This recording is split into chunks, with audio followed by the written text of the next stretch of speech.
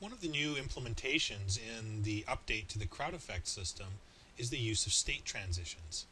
In one of the previous videos, I showed you how to define different animation states. We can see that in this example scene. If we inspect our crowd simulation tree and we take a look at our animation blending, we have a number of different characters in the scene and a number of different actions. So in this case, I've got some death states: female death state, variation 1, male death state, variation 1, as well as their idle states. So I've got an idle state for talking excited, for looking around and talking on the cell phone. And I also have the same states for the male characters. Now we need to define transitions between those states, and fortunately I've named all of the states similarly per character. So for example, female death state, if we double click on it, it's referencing the Eliza in Blue actor proxy and the female death bone black preset for her, but I've simply called the state name death. And if we have a look at the male death state is utilizing a different actor proxy with its own version of the blown back preset, and it's also defining a state called death as well. So I can then use that one death state name to reference both the female and male actors. The way that these states are working is to help these objects are acting as triggers to help transition the characters from one state to the next. So if I hit play, you can see that there's a rigid body object that smashes into the characters, transitioning them from move states to death states wherever it hits.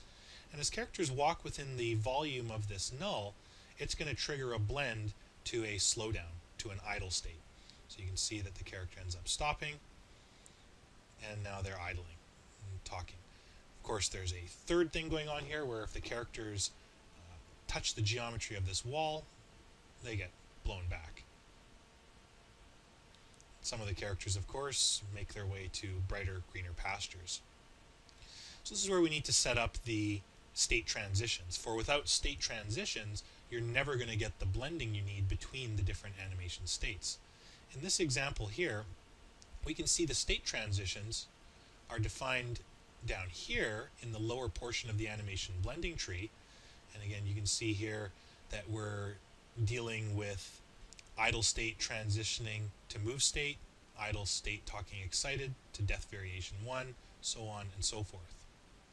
So let's look at how we would define these animation states in our master scene.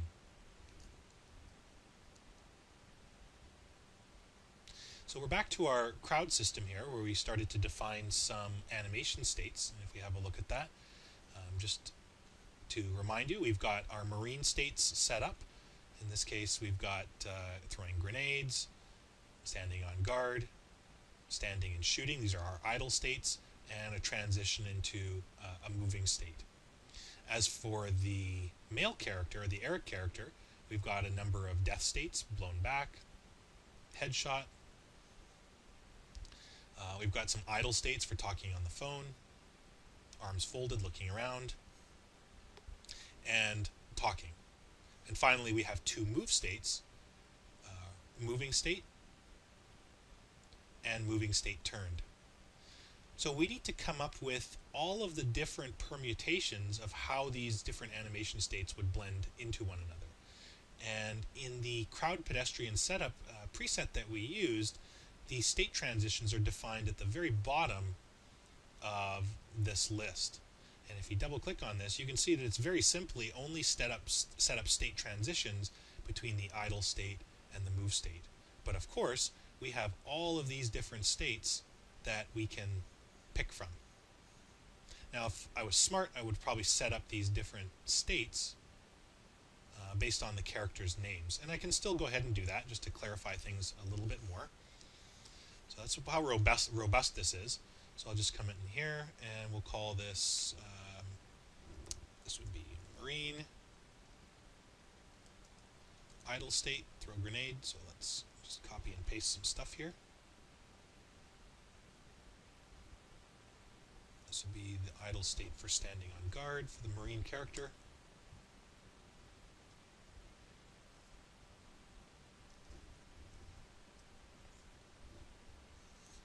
And we'll define its move state as well. And because we've got 10 characters, rather than defining a state name per character, I'm going to just call them pedestrian. Pedestrian. Okay, so let's copy that. And so I've got quite a few more states for the pedestrian than I do for the soldiers. Set that up. Set that up.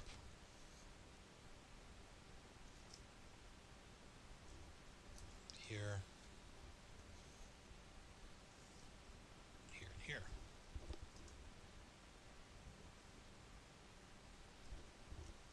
Okay, so I've got all my states set up and labeled correctly, so now let's go in and set up the state transitions.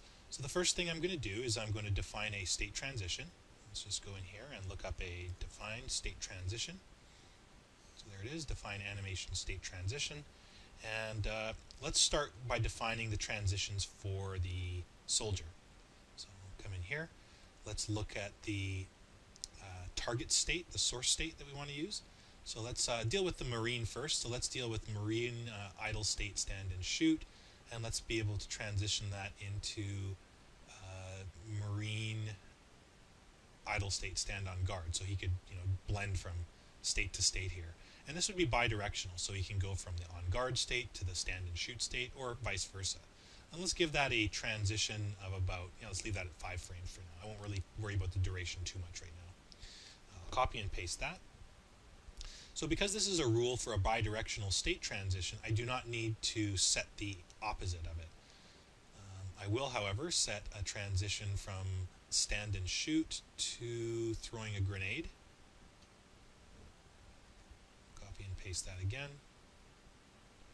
Let's also set a state transition from the stand on guard to throwing the grenade as well. And that should take care of our idle states. And again, they're both bi-directional, so that should be good. So we've got stand and shoot to on guard, stand and shoot to throw grenade, and the opposite. And then we've got stand on guard to throw grenade, and they're all 5-frame transitions. So at the same time, I'm going to need to set up transitions from the idle states to the move states. So we would need to then go from each of our idle states. So let's go from stand on guard to our marine move state. Okay, so there's our marine move state there. And I'll copy and paste that. We'll go from our throw grenade state to our move state. And we'll go from our stand and shoot state to our move state. And again, these are all bi-directional. The only time they would be one-directional is when you were dealing with, let's say, a death state. We wouldn't want to have that, we would not have the character blend from a death state to a moving state, unless it was a zombie and being, let's say, reanimated. So these, of course, would be executed. And I'll pull these in, reference these as the marine state transitions.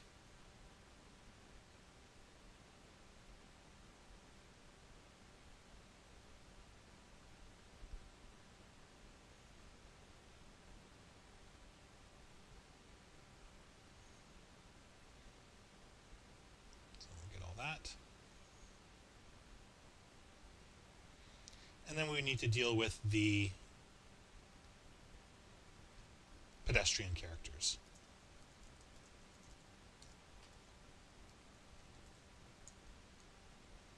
So the pedestrian characters would potentially be a little more complicated. In this case, let's again just start by copy and pasting one of these state transitions.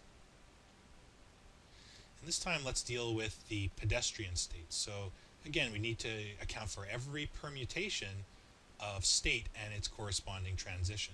So I'm not going to go through, what I've done for the soldier here. Let's just go through a couple of single directional states. So we need to be able to go from our idle state for pedestrians, arms looking around, to, let's say, the death state blown back. And that would be a one-directional state. We wouldn't go from death blown back to arms folded. That just doesn't seem proper. Do the same thing again. I'll navigate from the pedestrian move state to the idle blown back state. So any state that transitions into a death state would be one directional, and we need to set those all up ourselves. And for the bidirectional ones, we can obviously take advantage of the 2-for-1. So let's go from the state on phone to a death state, blown back.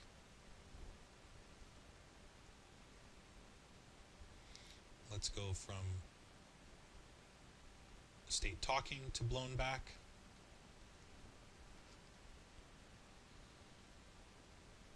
And finally, move state turned to blown back as well. So that defines all of the death state blown backs and how previous states transition into them one directionally. I'll copy and paste all of these. And I would just switch the one directional state. So we would just go to the headshot state here. Headshot state there.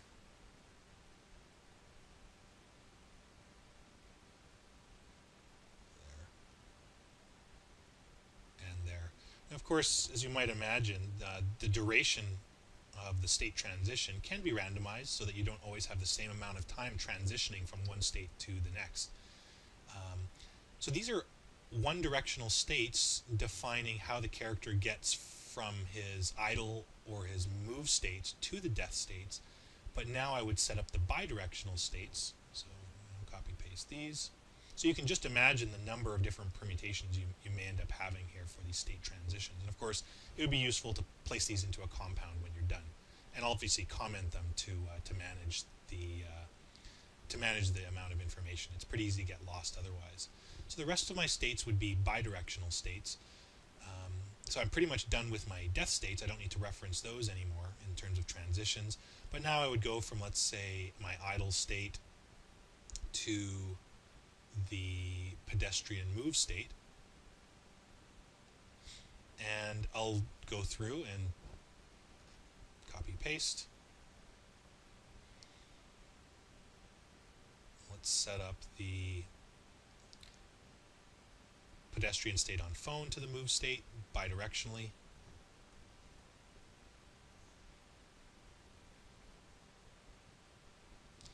And pedestrian idle state talking to the move state, so that's good. And then we would copy paste that, so that takes care of all of our idle states to the move state. But then we also have to deal with the idle state to the turn state. So again, I'll just copy and paste these. And so we would go from each one of these 3 idling states to the move state turned, move state turned, there. And our final state transition, if I copy and paste this one more time, would be a bidirectional state transition from the pedestrian move state to the move state turned. So the more states that you have, obviously the more transitions you're going to have to set up to account for the blending from one state to the next. And again, I would connect these all together under a single execute node so that it's a bit easier to keep track of them.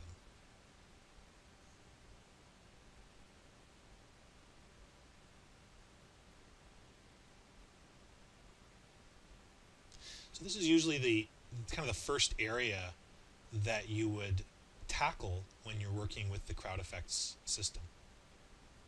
Just dealing with all of your states that you would want to define and how you would want to transition from state to state. So we come here.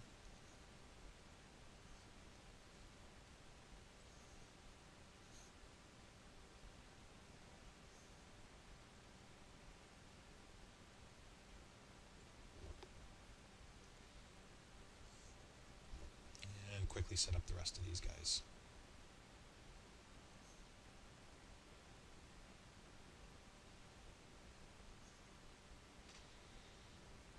So it's kind of the excruciating part, just kind of setting all of this up, but almost done.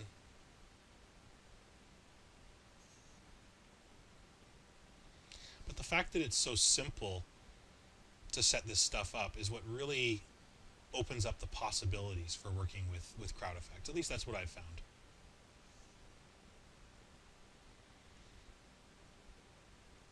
Okay, so there we go.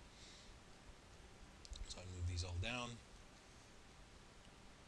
So these would represent the pedestrian state transitions.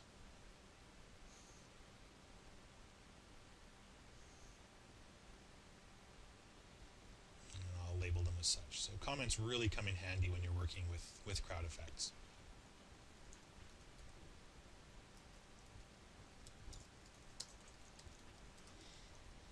Okay, so that's an explanation of state transitions and how they would be implemented in crowd effects. Of course, I would need to plug them all in. So I'll just get rid of my default state transition here that was provided with the crowd effect setup and plug in my two new ones. So I've got my marine state transitions, so we could actually just execute them under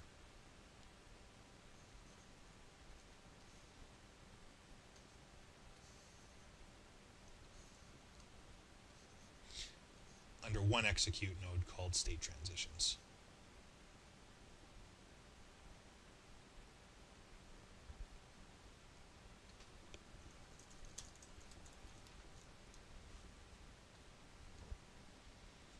Okay, so let's take that and let's pipe it right in to a new port. And again, it's got to process all of these quickly, so it takes a couple of seconds, and the more you've got in your tree, and of course the longer it takes. Okay, so I still have to go through all the rest of the characters and define